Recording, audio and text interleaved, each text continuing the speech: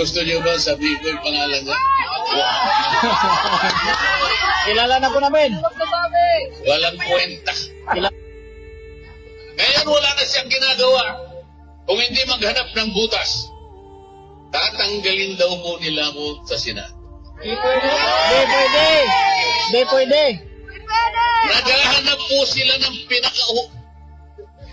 wala po siyang maibutas. Naghahanap ng butas. Isipin nyo, gumawa ng kasinungalingan.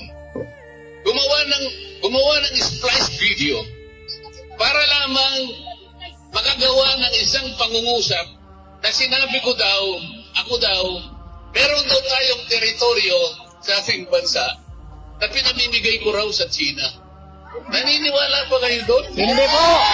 Hindi. Yan po ang ginagawa niya ngayon. Punta na siya ng punta sa mga Kita namin istasyon yun. na radyo, sa television. Sinungalingan. Sinasabi niya si Marcoleta, traitor yan. Siya po ang gumawa noon. Siyang gumawa. Hinamon ko siya ng harapan. Harapan. Ayaw naman niya ayaw niya ng harapan. Ang gusto niya, doon lang siya sa television. Doon lang siya sa radyo. Pagkatapos sasabihin niya, Kasi sinungaling. lalaki ako. Period. Tingke. Alam po ninyo, dahil na po kayo nakapapayisan. Yung lalaki, hindi niya na sinasabi. Hindi niya sinasabi. Malalaman mo na lang, hindi magsasalita yan. Alam mo na, lalaki. Tama. Eh, ba't kailangan sabihin niya? Macho ako, sabi ko. Huwag Tingke. na ninyo sampansin.